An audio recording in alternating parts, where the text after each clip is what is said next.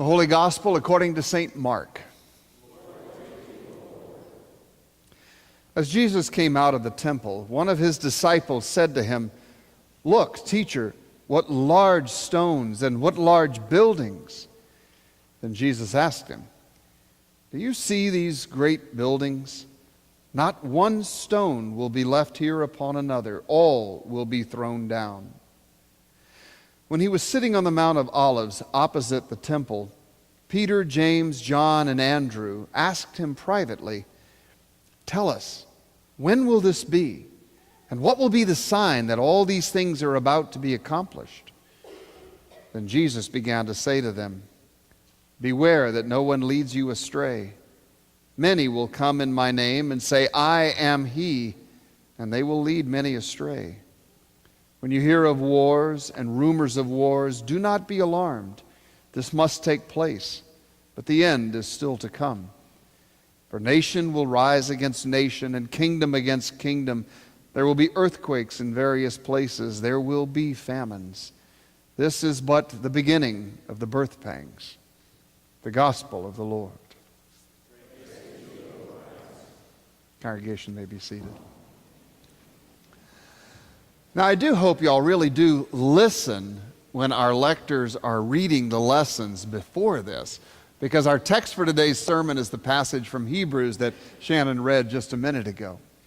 It began with a line that said, "And every priest stands day after day at his work, offering again and again the same sacrifices that can never take away sins." The author of Hebrews knew about the Old Testament Hebrew sacrificial system and the regulations that were involved with it. On this day, you sacrifice this kind of animal, and for each person, sacrifices were required, and the magnitude was dependent on your level of wealth and your level of regret. There were regulations and restrictions about how sacrifices were done. It was a sacrificial system. But the author says that for generations, the priests in the temple have performed these sacrifices, yet there was no real power in them to remove people's sin. They were, you could call them appeasement offerings. At best, they were an expression of regret or an attempt to reconcile the gap between humanity and God. At worst, they were attempts to buy off God so that people could go on with their normal ways. You know, toss God a little tip and he'll leave you alone. No, we would never think that way, but yeah, they did back then. And we think back to what we've read and heard of those days and the sacrificial system, and we may find ourselves thinking, how foolish those people were. That's kind of silly that you would burn an animal to create something in your relationship to God. We would never be part of something like that. No, we may not burn a bull or a dove, but we can very easily catch ourselves involved in the same kind of thinking and acting. Allow me to explain. You see, I believe all human beings have a sense that God exists. Some work very hard to deny those feelings. Others seek to engage with the divine, whoever God is.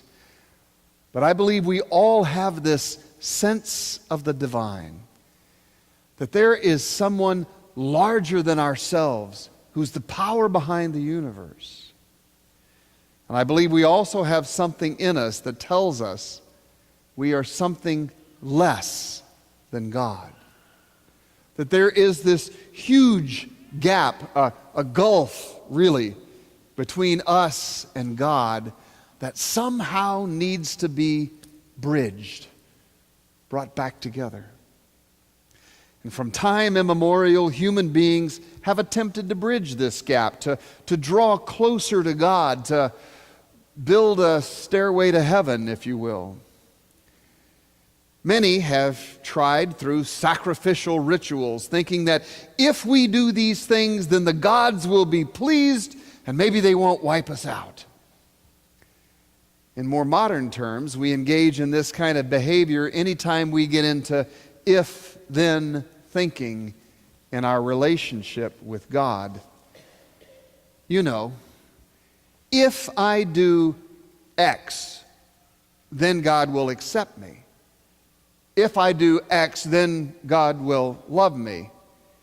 You know, if I really try to be a good person, whatever that means, if I really try to be a good person, then, hopefully God will accept me. If I give to United Way, that's a good thing, then maybe God will, like me. Or if I go to church, or maybe more, if I teach Sunday school, if I give a tithe and special offerings above and beyond that, then maybe, God will accept me on that last day. As though each one of those things was another step on our way up to heaven. If all else fails, I'll become a preacher, right? That's got to do it, No. Now, all of those things are good things in and of themselves. And I hope that you do those things with a spirit of joy in your heart. But if you think you are building your case, or you think that you're showing your dedication in order to bridge that gap, then I have some bad news for you. The gulf between God and us is so great that you cannot do enough to reconcile it. You cannot do enough to become acceptable to God. You cannot be a good enough person to take heaven by storm. You can never do enough to overcome your own sin and brokenness. Now, if you're thinking, well, I don't do that, I don't think that way, there's also the flip side of that thinking, and it's really from the same mindset. Our words and our thoughts betray us when we find ourselves saying things like, do I have to go to church to be a Christian? Do I have to? Do I have to love my enemies? Do I have to this or that or the other? Anytime we're saying, do I have to, we're thinking it is in our responsibility to build this stairway again. And so I will tell you right here and now, folks, you don't have to do anything. How's that for wide open grace, huh? You don't have to do anything. In fact, you can't do anything about this. But Jesus can. That's what the writer's saying. Jesus can bridge that huge gulf between God and humanity, between God and you. And in fact, the writer says Jesus has already done it. You can't. Jesus already has. That's what the writer of Hebrews is saying here. In the waters of baptism, you specifically are being told by Jesus, you are my child, and I do not let go.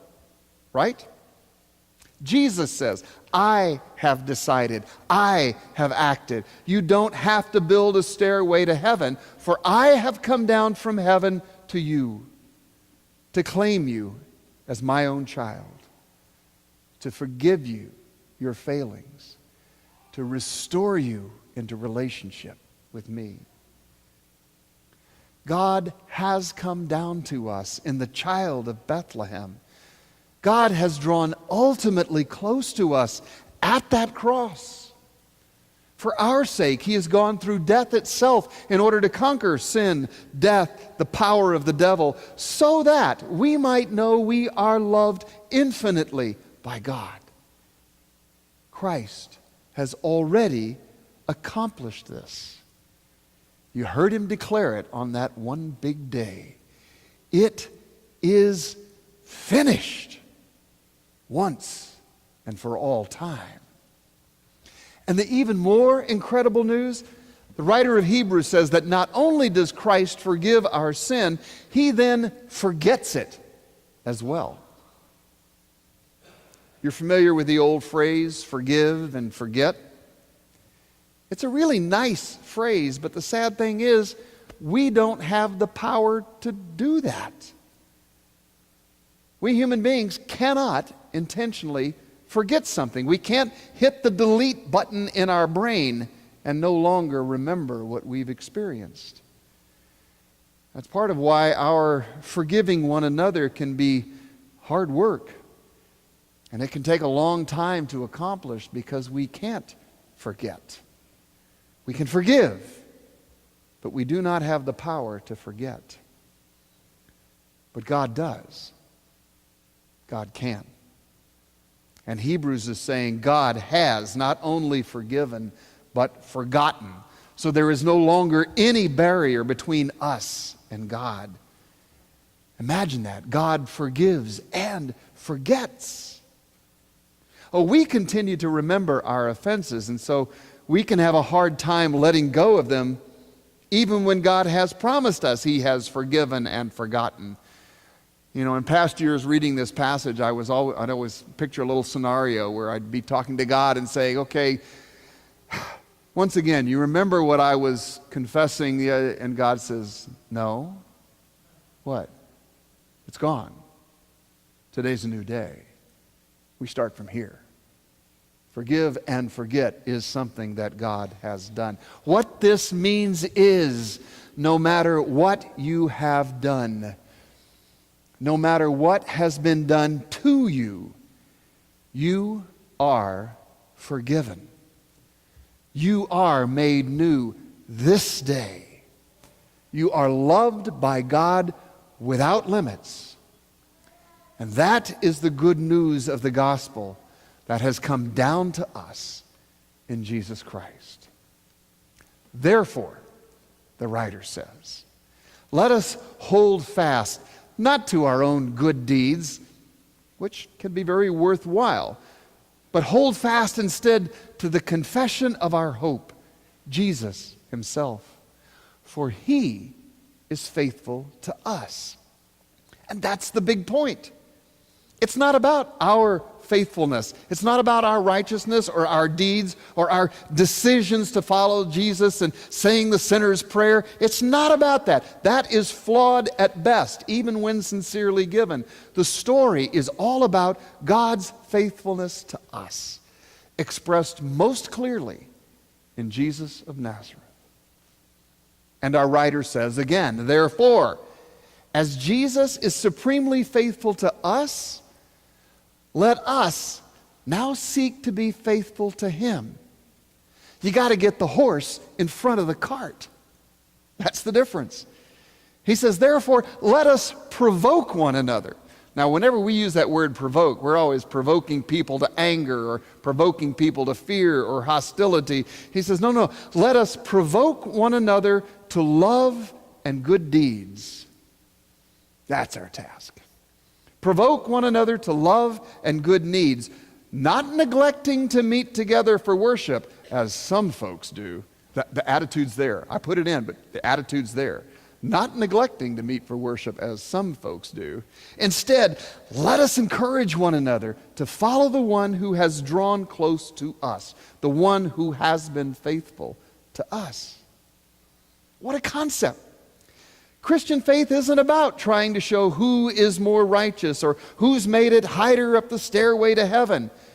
The news is, God don't play those games. We are all beggars before God, Luther said. The great good news, the joy of life with God, is that Christianity is about the faithfulness of God to us in spite of our unfaithfulness. The good news is we don't have to build that stairway to heaven, but God has already drawn close to us in Jesus of Nazareth. And at that cross has closed the gap between us for all time. And when you have trouble remembering that, well, God knows that about us too. So, He has given us these gifts, these sacraments to help us remember. In baptism, He makes us his children, and he says, you are mine forever, and I do not let go.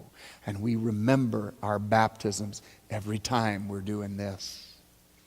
In Holy Communion, regularly, the Spirit calls us to come and gather around this table so that once again Christ can put his life and his love in our hands and say, you are forgiven, you have been reconciled, and you are made whole this day.